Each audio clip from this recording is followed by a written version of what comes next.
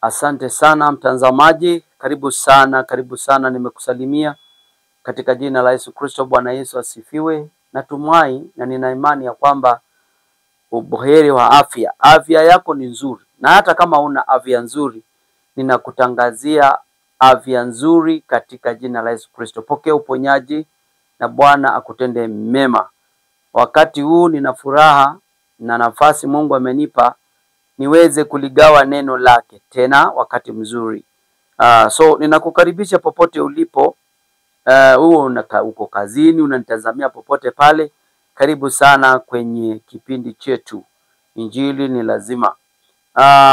Hapa ni mahali tunaligawa neno na kupafanua maneno ya Mungu kupitia kwa Biblia, tukijipima kana kwamba tunafuata sheria zenye Mungu alituachia, na sheria zenyewe zimeandikwa kwenye Biblia.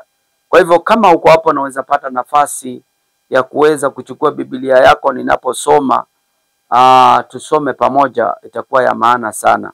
Ukiendanisha nami, ukifuata Biblia yako na nini kisoma yangu, ninaamini ya kwamba hatutapotea bali tutaenda vizuri. Kwa hivyo ni nafasi nzuri Mungu ametupa tuweze kuligawa neno, tukiligawa neno tukijipima. Na wakati huu ninayo furaha kubwa sana kwa sababu nataka tuweze kusoma neno alafu tuweze kuendelea. Lakini kabla ya neno, ningependa tuweze kuchukua nafasi tuweze kumkaribisha Bwana kwenye kipindi, na hiyo ni kwa njia ya maombi. Kwa hivyo ningependa tuombe pamoja ili tuendelee. Baba, katika jina la Yesu, asante kwa nafasi ambayo tena umetupa Bwana, tunakushukuru. Nasema ya kwamba ni asante kwa nafasi hii unaniweza kufanya nikutane na mtazamaji anayenitazama na msikilizaji anayenisikiliza popote pale. Ninaomba neema na kibali chako kikaweze kumguza mtu kupitia kwa neno lako. Neema hii umetupa Bwana kulingawa neno, wacha isipite bure, lakini ikaweze kutubadilisha, tukaweze kuenenda na vipimo vyetu vya maandiko ambao umetuachia Bwana, ndio kioo, tujipime nayo tuone kama ya kwamba tutakubalika kwako. Naomba nafasi hiyo nipe ufunuo wa neno ninapoenda kulisoma, unipe kupafanua zaidi kulingana na vile Roho Mtakatifu ataniwezesha.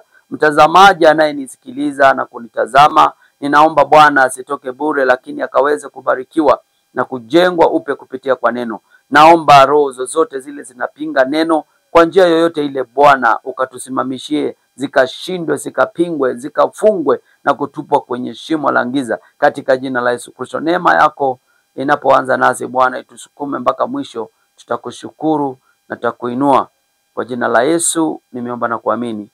Amen. So karibu sana mtazamaji, nipe nafasi hii niweze kulisoma neno na nikwambie tunaendelea namna gani. Kichwa changu cha neno leo naipa ya kwamba kutii kunalipa. Kichwa cha neno langu ni kwamba kutii kunalipa. Mara nyingi tunapokuwa tukiishi katika maisha tunafundishwa kutii. Unaweza tii mzazi wako, unaweza tii wale watu unakaa na wao. Hata serikali yetu inatufundisha kutii. Kwa hivyo kufuata masharti ama sheria ama amri ama kile kimeamuliwa na wakubwa wetu ama watu wetu wakubwa, serikali yetu, hiyo yote imewekwa katika hali ya kutii. Na inasemekana ukitii mambo yako yataenda vizuri. Kwa hivyo leo nataka tuangalie kutii kunalipa namna gani na kutii ni kuzuri kwa sababu gani. Kabla ya nisome neno, ningependa nieleze kidogo kuhusu kutii. Ni kwamba wanadamu wengi wanapenda kupotoka na kwenda na njia zao ambazo zinaweza kuwa si kwa sababu ya Injili, lakini katika hali ya kuishi katika taifa. Tuko na taifa na taifa letu ni Kenya. Kenya kuna masharti na njia ambazo tunaambiwa tufuate. Na mara nyingi utakuta ya kwamba viongozi wanatangaza, wanasema ya kwamba ningependa watu watii. Ningependa watu wawe kitu kimoja. Kama vile mnavyojua nchi yetu ya Kenya ina kabila nyingi sana, na wakati mwingi wanasiasa wetu wanazungumzia kuhusu tufuate sheria na tusikue na ukabila. Kwa hivyo ina maana nini? Kama hatutakuwa na ukabila, tutatii sheria, nayo sheria si ya kabila moja, sheria ni ya nchi yote. Kwa hivyo utapata ya kwamba kuna kutii, na wanasema ya kwamba tukitii tutakuwa tumerahisishia serikali kazi. Tumerahisishia zile vikundi vimegawagawa kwa sababu ya mwanadamu. Kuna wale wanaitwa nyumba kumi, kuna wale wanaitwa chief, kuna wale madio, kuna wale watu wakubwa, hivyo vimegawagawa hivi. Kwa hivyo mwanadamu wa kawaida na mwananchi kama atatii, atakuwa amerahisishia serikali, hata kama ni ile iko karibu. Nimesema nyumba kumi kwa sababu hiyo ndio iko karibu sana na wanaishi, so itakuwa imerahisishiwa kazi. Kwa hivyo kutii ni kuzuri sana, na Mungu naye anapenda kuona watu wakitii. Na leo sijakuja nikufunze kuhusu kutii kwa serikali, ingawa ni kuzuri vile wewe huo unatii.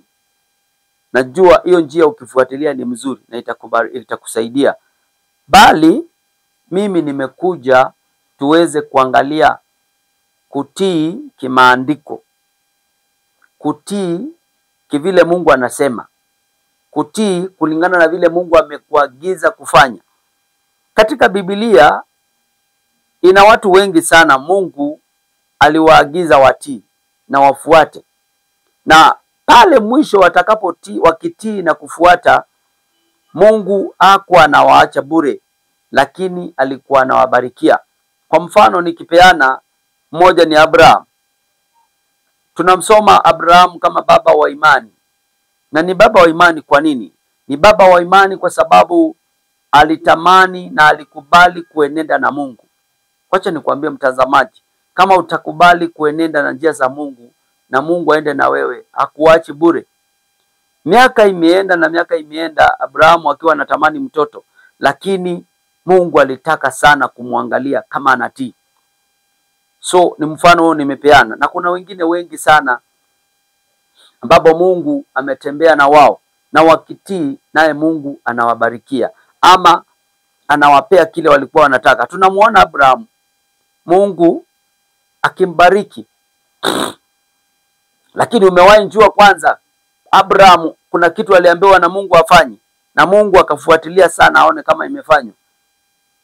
Mungu tunamuona Mwanzo 14:15, chapter 15, chapter 14 na 16 ikiendelea hivi. Kuna mambo Mungu amemwagiza Abraham afanye ili huyu mtoto akuje kupatikana, na ni kutoa dhabihu. Akatoa dhabihu yenye ilikuwa inakubalika. Unayajua hayo maandiko, na Biblia inasema ya kwamba alipotoa dhabihu, kilichofuatilia Mungu akaona anatii. Kuna watu walikuwa wanapita, watatu. Wakati Mungu amewatuma malaika wake wakifanana na mfano unafanana na mwanadamu, kwa sababu tunaona Abrahamu akiwakaribisha kwa nyumba. Kutii, nataka nizungumzie sana kutii. Na tunaona kwamba wakila, wakikunywa, washibe na kuoshwa miguu, walitabiri wakamwambia, mwaka unaokuja wakati kama huu mke wako atakuwa na mtoto. Ilipatikana haji. Haya yote yalipatikana kwa sababu Mungu aliangalia moyo wa Abrahamu akaona anatii. Na wewe siku ya leo ni hivyo hivyo. Jipime na haya maandiko, unatii maandiko. Mfano mwingine nataka kupeana, na ambapo ndipo pako injili yangu. Nataka tuangalie mtumishi wa Mungu aliyeitwa Joshua. Na aliyeitwa Joshua, kama Kenya aliambiwa na Mungu atii, kilizaa nini? Na hiyo hapo ndio kuna mahubiri yangu. So kabla nianze kuelezea kuhusu Joshua, nitasoma mistari kama 4 na ili tuingie kwenye neno. So Joshua 6 kuanzia 2, nitasoma 2, 3, 4 na niruke nisome 10. Na kama kuna nyingine Mungu atatujalia tutasoma tu. Inasema hivi: Bwana akamwambia Joshua, tazama, nimeutia Yeriko katika mkono wako na mfalme wake na mashujaa wake, nanyi mtauzunguka mji huu watu wote wa vita, mkiuzunguka mji mara moja. Fanya hivi siku 6. Mstari wa 4 unasema ya kwamba na makuhani 7 watachukua tarumbeta 7 za pembe za kondoo waume mbele ya hilo sanduku, na siku ya 7 mtauzunguka mji mara 7. Nao makuhani watapiga tarumbeta sao. Verse 10 inasema ya kwamba Yoshua akawaamuru watu akasema, msipige kelele wala sauti zenu zisisikiwe, wala neno lolote litokalo kinywani mwenu, hata siku ile nitakapowaamuru kupiga kelele, ndipo mtakapopiga kelele. Huyu ni mtumishi wa Mungu Yoshua, na mmeona vile Mungu amemwambia ya kwamba mji fulani nimeupeana kwenu, lakini nimeupeana kwenu kama mtatii venye nitawaambia mfanye. So umesikia vile Joshua amepewa namna ya kufanya, na aende awaeleze wana wa Israeli. So hapa mtazamaji, utaangalia vitu zingine, unaweza shindwa, hii Mungu ameisema inafanana aje? Una imagine kusunguka tu kama umenyamaza, siku moja unazunguka mara moja na unaenda nyumbani, na usiongee wala usipige kelele wala usiulizane na mtu kitu. Haya, siku ya pili bado unazunguka hivyo, unarudi nyumbani. Ya tatu hivyo hivyo. Lakini ilipofikia siku ya 7, wakaambiwa ya kwamba mtasunguka mara 7. Na mara ya 7 Joshua anawaambia, hii mzunguko ingine yote mtakapokuwa mkisunguka, kusitokea mtu yoyote apige kelele, kusitokea mtu yoyote apulize tarumbeta. Lakini mumezibeba, mumeamuka asubuhi, mumeenda, na mkizunguka mara moja mnarudi kwa kambi, mkizunguka mara ya pili mnarudi kwa kambi. Wakafanya hivyo mara 6. Siku ya 7 ilikuwa ina mabadiliko, lakini yote Mungu alitaka kuangalia kana kwamba hawa watu watatii. Sababu mtazamaji, ukiangalia kusunguka na uongei kitu na unaenda unakaa kwa nyumba, kawaida ukiangalia kama mtu utaona hakuna kitu umefanya.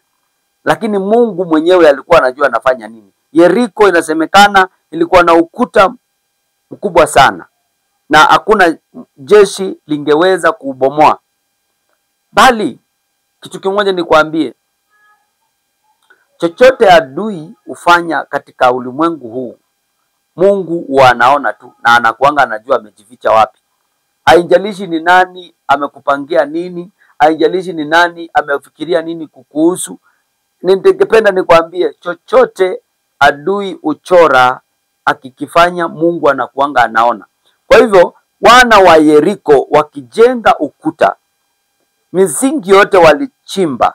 Huenda ikawa Waisraeli hawakuwa karibu, huenda ikawa hakukuwa mtu wako karibu, lakini ujue ya kwamba walichimba misingi, walijenga ukuta katika mchanga wa Mungu.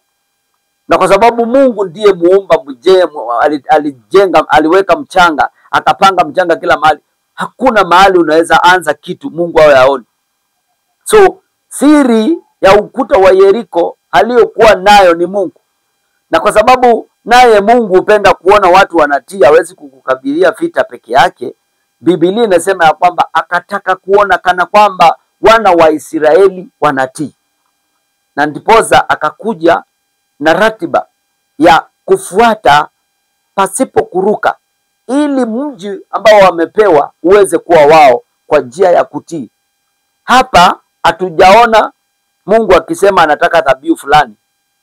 Hatujaona Mungu akitaka kutaka kitu kingine, sadaka fulani. Hapana, sadaka iliyokuwa inatolewa katika mji wa Yeriko ndio upeanwe katika wana wa Israeli ni sadaka ya kutii. Na mahali pengine maandiko inasema ya kwamba nao kutii ni bora kuliko dhabihu. So nataka tuone hii nguvu ya kutii ilisaidia nini, na wewe unayenitazama mtazamaji, itakusaidia nini kama utaweza kutii na kukaa kulingana na mapenzi ya Mungu. Mtumishi wa Mungu ameingia, amewaeleza wana wa Israeli, wale wanavita, watu wa jeshi wenye vita, ya kwamba mtafanya hivi na hivi na hivi, mtabeba tarumbeta hizi, pembe hizi zote, lakini siku ya kwanza mpaka siku ya 6 hakuna kupiga kelele. Siku ya 7 itakuwa ni tofauti. Tunalipiza ile yote tunasungukanga mara 6, tutaisunguka mara 6, na mara ya 7 mtumishi wa Mungu anawaambia, nikiwaamuru sasa, hapo ndipo mtaweza kupiga kelele na mayoe na kupuliza tarumbeta zenu mkiwa mmeshikilia pembe za kupuliza, pembe za vita, pembe za kondoo ambazo ndio zilikuwa zinatumika kama silaha. So na Biblia, Mungu akaangalia na wakaanza. Na mtazamaji unayenitazama, ni kwamba kutii hakujawahi aibisha. Dakika ya mwisho ama dakika ya 7 na siku ya 7 walipokuwa wakisunguka, maandiko inasema ya kwamba kulikuwa na mambo ya ajabu. Mwisho kabisa, msunguko wa 7, wakati Joshua anaamuru kwamba ni wakati sasa wa kupuliza, ni wakati sasa wa kupuliza tarumbeta, hapo ndipo mambo yalienda vizuri. Kwa hivyo ningependa leo tuchukue mfano huu ambao umepeanwa na wana wa Israeli kupitia kwa mtumishi wa Mungu Joshua, kuhusu Yeriko, mji leo aliopewa. Tuchukue mfano katika maisha yetu. Wewe unatii Mungu akisema hakuna kuiba, Mungu akisema hakuna kufanya hiki, Mungu akisema hiki kimekataliwa, wewe unapenda kutii. Na kama upendi kutii, umewaona mambo ngapi umefaili kwa sababu haujalitii andiko. Ungependa kuona Mungu akikushindania. Ningependa siku ya leo uchukue nafasi ya kutii kile amesema. Kama amesema tusidanganye, kama amesema tusiibe, kama amesema tutii wazazi wetu, kama amesema tutoe fungu la 10, kama amesema tufanye kazi yake na kile Mungu ametubariki nacho, sio mikono tu, bali kuna fedha ambazo tunafanyanga kazi. Wengine hawawezi penda kutoa fedha zao zifanye kazi ya Mungu. Nakwambia hii kuangi kutii, unakuanga mgaidi, na kuna mambo ambayo hayakuendeangi vizuri. Siku ya leo una nafasi nzuri sana ya kukubali kutii. Andipoza nimekuja nikuambie kutii ni bora. Nimekuja nikuambie kutii ni jambo nzuri sana katika maisha. Kwa hivyo afadhali kutii kuliko kukaa tu. Biblia inasema ya kwamba wanaotii Mungu naye Mungu anawatendea. Kwa hivyo usiku wa leo ama nafasi hii ichukue vizuri, kubali kutii maandiko. Na ukitii maandiko, Bwana atakutenda. So Mungu akubariki, akutende vyema na akulinde na kuonekanie utakapotii maandiko na kukaa vizuri, kwa sababu kutii ni jambo nzuri sana katika maisha. Bwana akubariki na Bwana akutende mema. Shalom, shalom, peace.